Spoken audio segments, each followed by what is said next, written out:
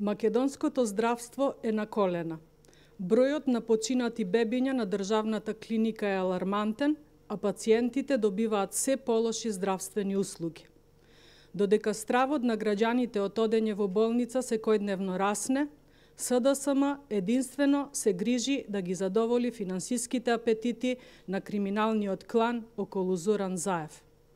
Со идејата за централизирана набавка на реагенси за сите лаборатории во јавните здравствени установи, СДСМ покажува дека не се грижи ниту за пациентите, ниту за здравствените работници.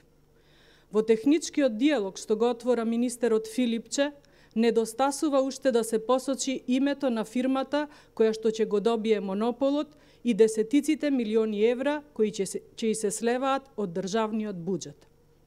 Доколку централизацијата се реализира, тоа ќе направи хаос во здравството, бидејќи со планот се предвидува испитувањата да се прават во ограничен број лаборатории. Тоа значи дека за пациентите, например од Неготино, кога ќе им се извади крв, ќе треба да се испрати примерокот во Велес, за оние од Свети Николе во Штип, за да се направат анализите. Со ова, дополнително, дел од кадарот ќе треба веројатно да остане без работа. Значи, ниту се мисли за пациентите, ниту се мисли за здравствените работници. Ако новите апарати бидат поставени во помалку здравствени установи од претходно, низ Македонија ќе треба да се транспортираат примероците со крв за да се направат биохемиски, имунолошки, хематолошки, коагулацијски и гасни анализи. Тоа е и дополнителен трошок. Ова значи, например, дека болниците ќе треба до 10:30 часот да земаат крв од пациентите, а потоа истите за анализи да ги испрачаат до централните лаборатории најдоцна до 14 часот. Ако се воспостави ваква пракса, итните случаи ќе мора да бидат испрачани во некој од центрите. Со ова, дополнително ќе се доведе во прашање здравствената состојба на пациентите.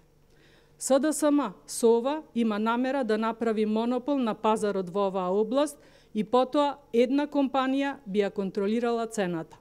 Или, ако се распише тендерот според планот, ќе се набавуваат 7 различни реагенси за здравствените установи во вредност од десетици милиони евра.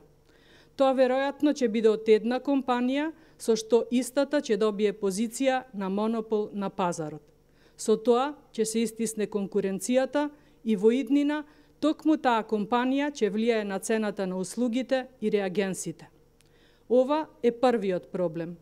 Вториот е што доколку техничкиот диалог се преточи во тендер, новите реагенси ќе бараат и набавка на нови апарати.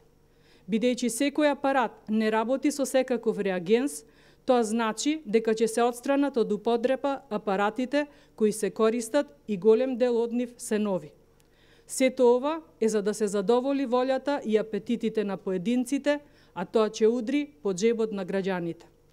СДСМ со своите постапки само потврдува дека тесно партиските интереси им се пред интересите на граѓаните, а не мислат ниту на здравствените работници.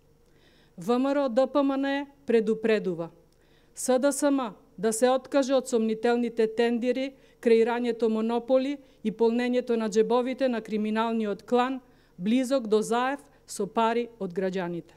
Ви благодарам.